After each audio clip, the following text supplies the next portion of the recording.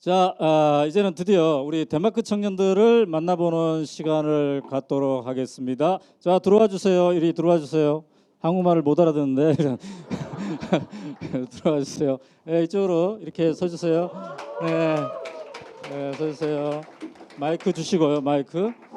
자, 이 청년들이 내가 덴마크 그 내 책에 나온 청년들이에요. 그렇게 말을 잘한다는 애들인데 과연 오늘 말을 잘할지는 모르겠어요.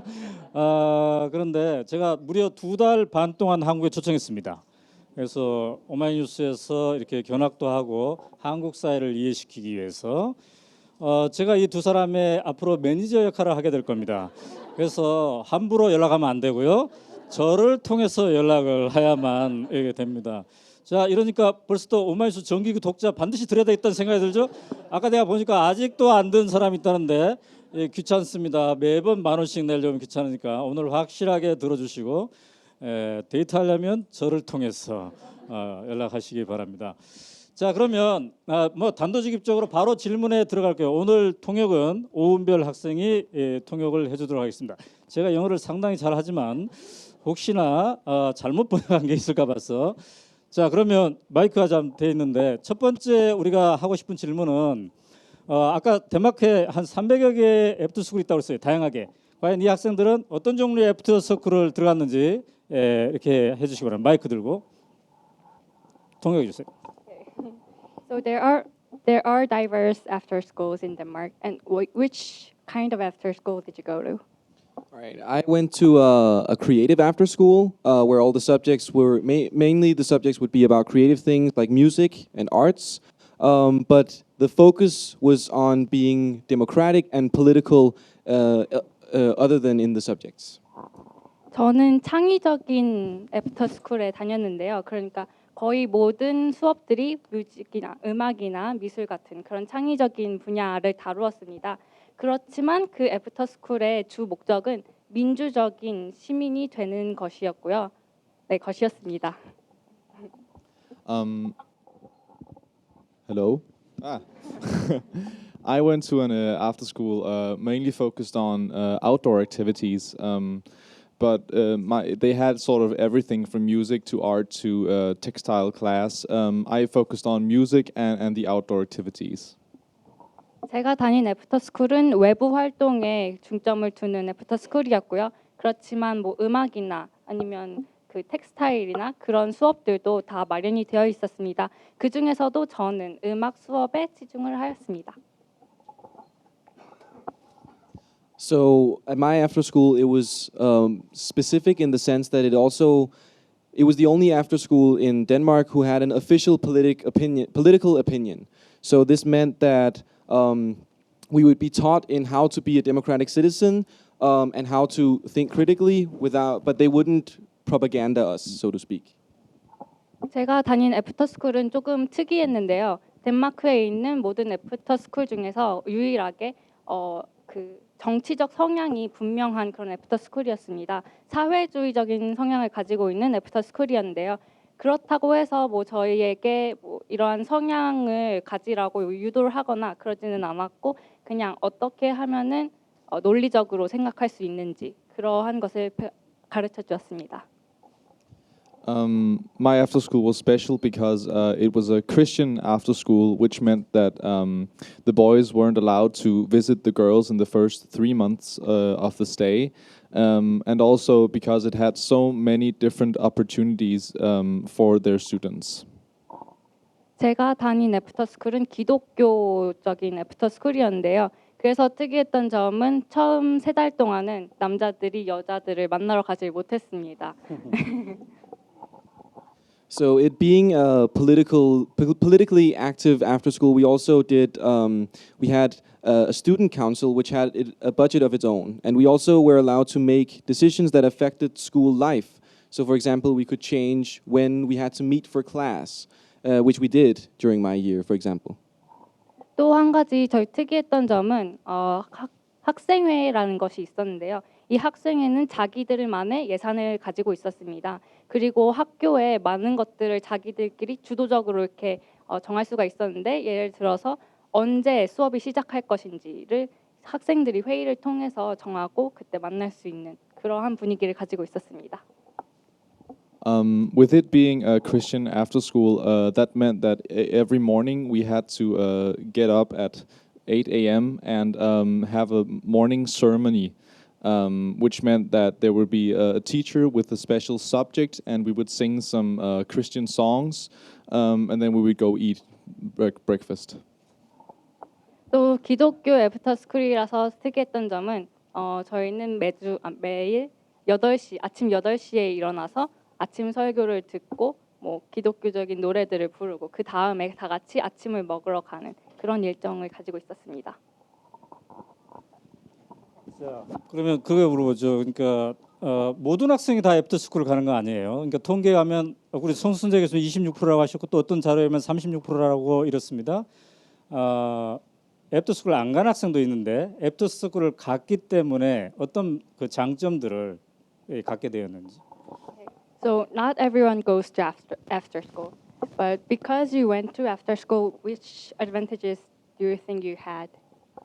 So for me personally, I think the main advantage I got was that I was more mature and I was more independent. So I learned how to handle myself without my parents being around all the time, which made high school a lot easier for me because there is a lot of more things that you have to do on your own. 가장 중요한 점은 제가 많이 성숙해졌고 정말 독립적인 생활을 할 수 있게 되었다는 것입니다. 저희 부모님 없이도 생활할 수 없는 법을 배우면서 제 고등학교 생활도 굉장히 많이 독립적인 형태를 띠게 되었습니다. For me, it was very much a way to get away from my very safe bubble, being with my mom and dad, and trying to live with people my age. You know, living with people at my age, you wouldn't treat them like your mom and dad, and it was an important lesson for me to learn. 저에게 가장 좋았던 점은 엄마 아빠와 같이 살던 그런 안전한 삶에서 벗어나서 이제 같은 또래들과 함께 사는 삶을 배웠다는 것입니다. 그래서 가족과 있을 때는 그냥 굉장히 편안한 생활만 누리다가 이제 또래들과 같이 생활하는 법을 배우면서 굉장히 독립적으로 살아갈 수 있었던 것 같습니다. And even though it might not be the main focus in many cases at after school, it was still, for me, it was still good to be able to catch up on some of the subjects. So, for example, I was not very good at German, and it allowed me to catch up and be more prepared, even subject and knowledge-wise, for high school. 그리고 이거는 애프터스쿨의 주 목적은 아니지만 저의 경우에는 제가 잘 하지 못했었던 과목들에서 제 실력을 향상시킬 수 있는 기회였습니다. 예를 들어서 저는 독일어를 그렇게 잘하지는 못했었는데요. 이 과정을 통해서 저희 독일어를 향상시킬 수 있는, 캐치업할 수 있는 그런 기회였습니다. My after school being sort of focused on music, it was also a very big part of my musical career, so to say. Being with 98 other people at your age makes it a great opportunity for you to start a band or something and play some concerts for the school. 저 같은 경우에는 저는 음악을 커리어로 하고 싶어 하는데 저희 그 커리어에 하나의 도움이 되는 그러한 생활이었다고 생각합니다.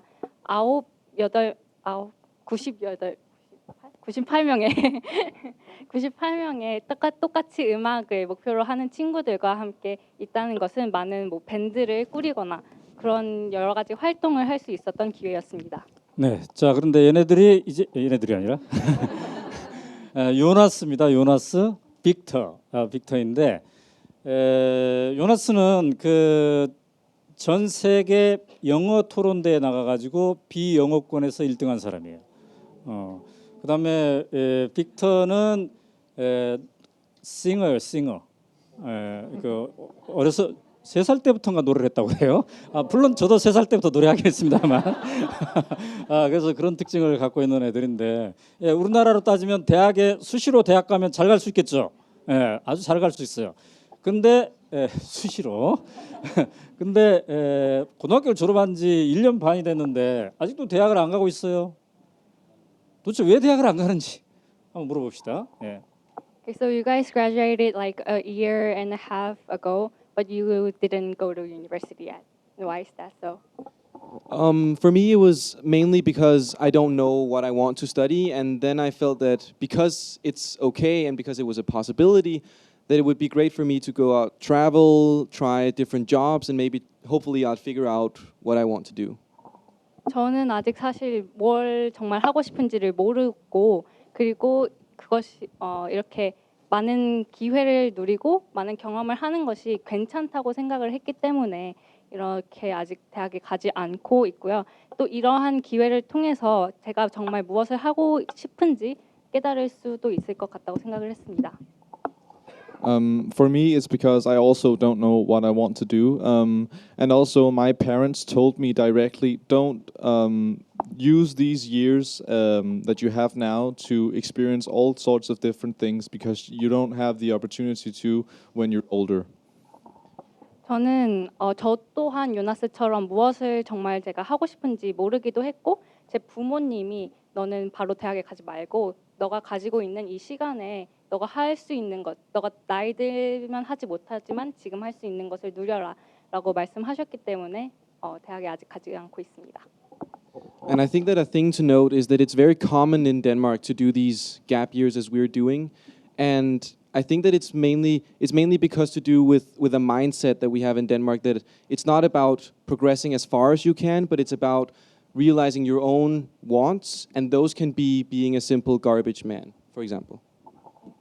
그리고 한 가지 알아주셨으면 하는 게 이렇게 뭐 대학에 가지 않고 1년, 2년을 보내는 것이 아주 덴마크에서는 흔한 일인데요.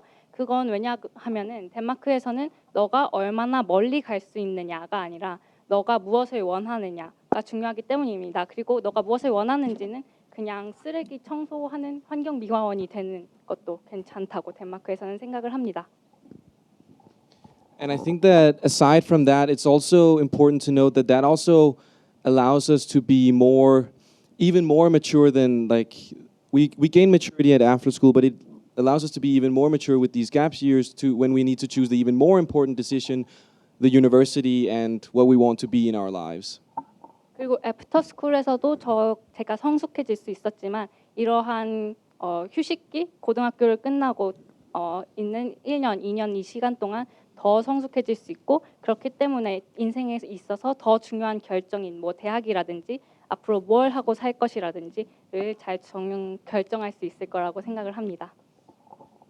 I think that was it. Questions from the floor? 끝났습니다. 자, 근데 우리가 보다시피 덴마크 사람들은 덴마크 말로 얘기합니다. 근데 그 영어를 이렇게 잘해요. 왜 이렇게 영어를 잘하는지. 다른 덴마크 애들도 영어를 잘하는지 모르겠어요. 그럼 그 이유는? So in Denmark, you guys speak Danish, but your English is very good. And so why is that so? Like, does every Danish speak very good English? Or All right, so it's common in Denmark to have that everybody is able to speak English. Most people have a very Danish accent, but it's because we start early in school. But aside from that, we also all our movies are in English. Many of our songs are in English. English is just very apparent in our society. 일단 거의 모든 덴마크 사람들은 영어를 할 수 있습니다. 그런데 많이들은 데니시 액센트를 가지고 있긴 하죠. 그런데 저희가 이렇게 영어를 잘할 수 있는 점은 많은 영화나 음악이나 아니면 TV 프로그램들이 영어로 돼 있기 때문에 그런 영어가 일상생활에서 되게 자주 접할 수 있기 때문에 그렇습니다. It needs to be said that not everyone is as good as us. We've been playing computer games since we were very small, and they're all in English. So that's why we're quite good at it. But not every Danish person. I mean, most Danish people can understand perfect English, but they don't speak it as well.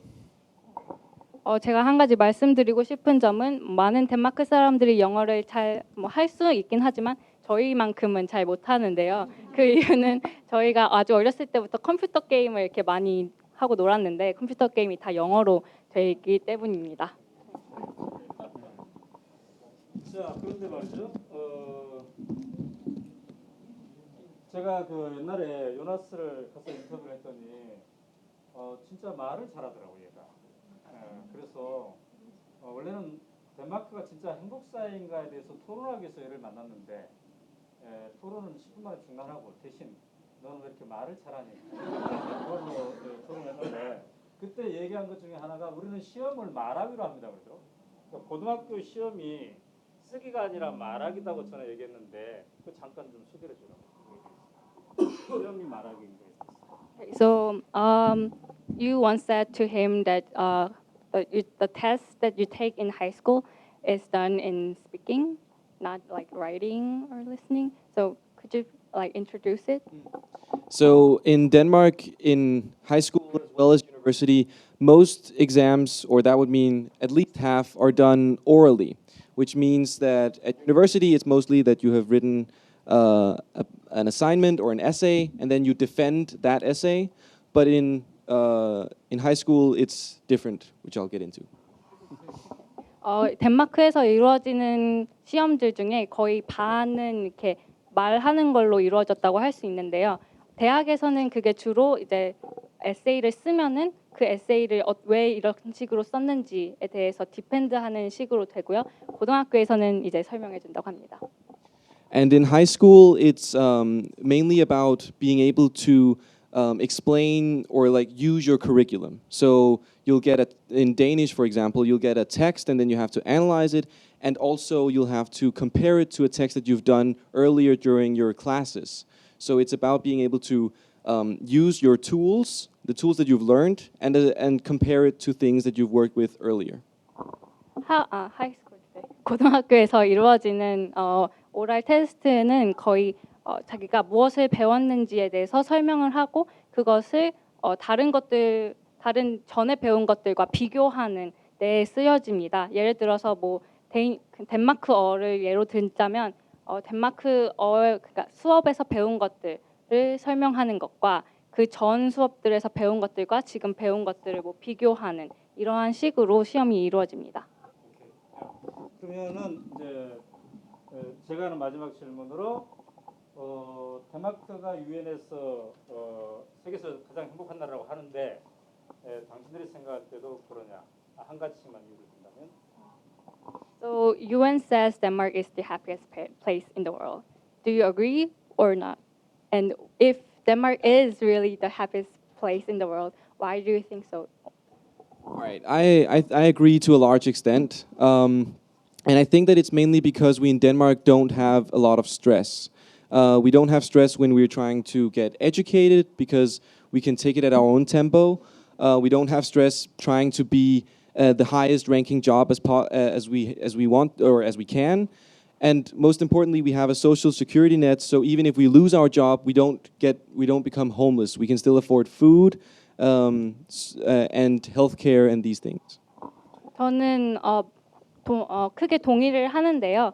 그 왜 그러냐 하면은 덴마크에서는 스트레스가 그렇게 많이 없기 때문입니다. 뭐 교육을 받을 때에도 내가 할 수 있는 만큼 내 템포에 맞춰서 할 수 있고 뭐 직장을 잡을 때에도 굳이 그렇게 사회에서 촉망받는 그런 직장을 잡을 필요도 없고요. 그리고 또 가장 중요한 것은 만약에 내가 나에게 무슨 일이 생겨도 사회복지 시스템이 아주 잘 돼 있기 때문에 뭐 노숙자가 될 걱정이나 음식은 어디서 먹어야 될지 뭐 이러한 걱정들을 하지 않아도 되기 때문입니다. Yeah, I think it's also a large part because we have this mentality in Denmark that everything is basically gonna be all right.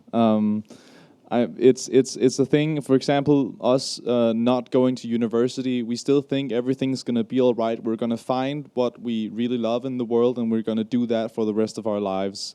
And I think it's sort of a general mentality around that. 저도 동의를 하는데요. 왜냐하면 덴마크에서는 모든 것은 결국엔 잘 될 것이다라는 사고방식을 갖고 있기 때문입니다. 예를 들어서 저희가 아직 대학에 가고 있지 않은 것도 내가 지금 대학에 있지는 않지만 결국에는 내가 무엇을 좋아하는지를 찾을 것이고 그것을 할 수 있을 거라는 그런 모든 것은 다 잘 될 거라는 믿음이 있기 때문인 겁니다. 덴마크 학생들은 자기 방 스스로 청소를 잘 하고 있는지 왜냐하면 이 두 학생들이 지금 우리가 이따가 디프리갈 서교동에서 머물고 있는데 자기 방을 청소를 잘 안 하고 있다는 정보를 제가 입수했는데 한번 물어보세요. He would like to ask if you guys clean your rooms. Well, Actually, 8 months ago, Victor and I moved in our own apartment, which we clean regularly. But when I lived with my parents, I did not clean the room myself. That was my mom. 빅터랑 저는 8개월 전에 같이 아파트에서 산 적이 있었는데요. 그때는 저희가 청소를 좀 잘 했었습니다. 그런데 엄마랑 살고 있을 때는 그렇지 못했어요. 엄마가 치웠죠. 네. 지금 세고도면 잘 청소하고 있는 거. 지금 머물고 있는. Do you clean well where you're where you're living right now? The company house? Yes, very, very well. 오케이. 자, 지금부터 질문 받겠습니다, 여러분으로부터. 예, 혹시 질문 있는 사람 좀 짧게 해주시면 되겠어요? 손 들으시고. 예, 괜찮습니다. 어떤 질문도. 예, 예, 선생님, 짧게 해주세요. 안 가고 있다 그랬잖아요. 그러면 왜 안 가는지. So you said only 30% of students go to after school, and so why doesn't the 70% of the students don't go? There are some students that perceive it as a waste of time. There are some students who, when they're in middle school, they just want to like move on and go to their jobs. They still have this mentality. And mainly, it's also the students that feel that they don't have problems in school. And luckily, that is the majority. 어떤 학생들은 그것이 좀 시간 낭비라고 생각을 하는 학생들도 있습니다. 그래서 뭐 중학교 때 바로 이제 직업적으로 나가려는 학생들도 있고요. 그리고 어떤 학생들은 자기의 학교 생활에 딱히 그렇게 뭐 문제가 없다고 생각하는 학생들도 많고요. Also, it's incredibly expensive. Most people can't afford bringing their child to an after school, especially in later years. It's become more and more expensive each year. So a lot of people are struggling with that. 그리고 또 한 가지는 애프터 스쿨이 굉장히 비싸다는 점입니다. 네, 그래서 이제 부모님들이 노년기에 접어들수록 이렇게 애프터 스쿨을 자녀를 보내는 것이 조금 어려운 상황이기도 합니다. 그러니까 그 비용에 기숙형 학교잖아요, 이게. 밥 먹고 이게 절반은 국가에서 되고 절반은 이제 개인 부모가 되는데 그것이 버거울 수 있다는 거죠. 자, 또 다음 질문. 예, 선생님.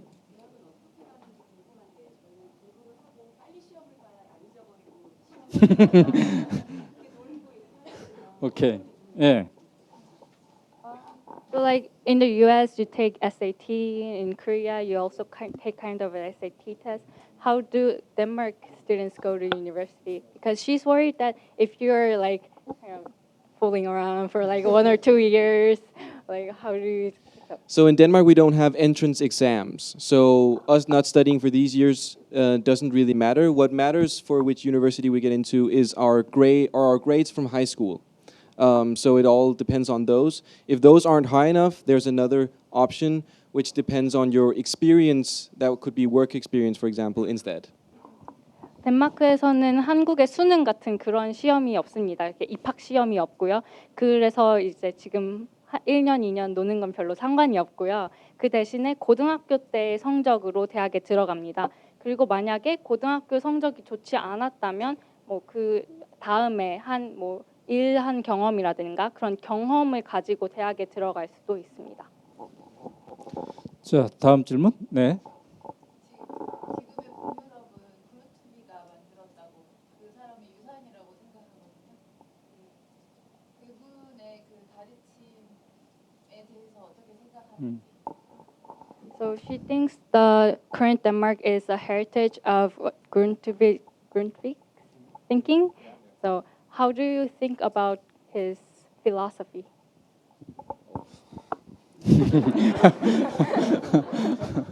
Well, I think Grundtvig is probably the most influential person we've had in Denmark, at least on our own society in the last 300 years. He has definitely influenced a lot in Denmark as a whole, both with the way our Christianity is right now. I mean, now it's Christianity for us is basically like love thy neighbor. That's it. And also with his school system, you know, the folk high schools and the after schools are all his work, and they definitely have a large impact on how we're doing today. 그룬투비는 당연히 덴마크에서 배출된 가장 영향력 있는, 적어도 덴마크 안에서는 가장 영향력 있는 사람이라고 생각합니다. 지난 300년간 그의 이런 철학이 정말 많은 영향을 끼쳤는데요. 예를 들어서 덴마크에서 기독교는 우리나라에서의 기독교랑은 조금 다르게 그냥 너의 이웃을 사랑하라라는 이념, 그거 하나만으로도 압축할 수 있고요. 또 뭐 지금에 있는 인생학교라든지 아니면은 농민학교라고 해요, folk school, 그것 또한 그룬투비의 유사한이기 때문에 아주 영향력 있는 사람이라고. 네, 다음 질문. 네. 한국의 입시 제도에 혹시 알고 있는지 알고 있다면 그에 대한 본인의 생각은 어떤지 아마 모를 것 같지만. So do you know about like what Korean students go through to go to a university? Yes, I've heard about it. 들은 적이 있습니다. So what do you guys think about it? So to me, it sounds extremely stressful in the sense that you will have to make the decision right away. And I think that, I mean, the fact about having tests is not is not something I have a direct issue with. It's just that it has to be immediately. Because for me, in order to when I take these gap years, I make sure, or at least as sure as I can, that I pick the right study. And for me to make a mistake and like have spent 4 years on a study I don't really care about, that I think could be a life ruiner in some cases. 저도 들어봤는데 굉장히 스트레스가 많을 거라고 생각이 들었습니다. 그런데 그 이유가 그냥 뭐 시험이 많다라는 그런 차원이 아니라 그런 중요한 결정을 바로 만들어야 된다는 점입니다. 예를 들어서 뭐 지금 만약에 내가 뭘 공부할지 지금 정해야 된다면, 만약에 내가 그걸 잘못 선택했다면 앞으로의 4년 동안 내가 별로 상관도 안 하는 그러한 과목에 대해서 배워야 한다는 점이 정말 제 삶을 좀 망칠 수 있는 요인이라고 생각이 듭니다. 네. 자, 다음 질문. 네.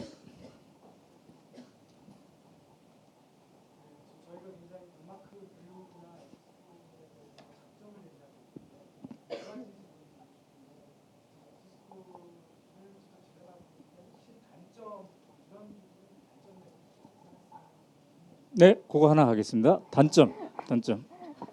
So until now we've talked about like advantages of after school, but are there disadvantages?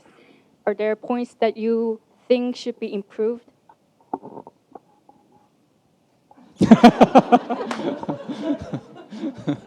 So I think that it's hard to place disadvantages because it's not mandatory. And what that means is that we can choose if we think that it's needed for us.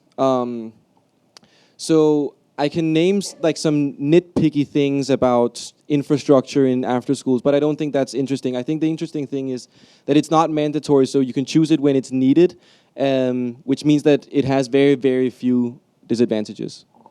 이렇게 저희가 단점을 말하기가 굉장히 어려운 것이 애프터스쿨이 필수적인 것이 아니라 그냥 자신이 나에게 필요하다고 생각을 하면 그것을 갈 수 있기 때문인 것 같습니다. 뭐 제가 뭐 애프터스쿨의 구조적인 문제, 아주 뭐 사소한 문제들을 말할 수는 있으나 그것이 딱히 단점이라고 말할 수는 어려울 것 같습니다. 네, 이제 시간이 다 되었습니다. 이 친구들과 2부는 이따가 서교동에서 뒷부리에서 막걸리를 마시면서 할 텐데 혹시 막걸리 마셔봤는지 물어보세요. Have you tried 막걸리? 막걸리? Not yet. 오케이. 아주 좋은 기회가 될 겁니다. 자, 오늘 매우 감사했습니다. 우리 빅터 요나스 그리고 통역해준 오은별 양, 박수 주시기 바랍니다. 네, 감사합니다.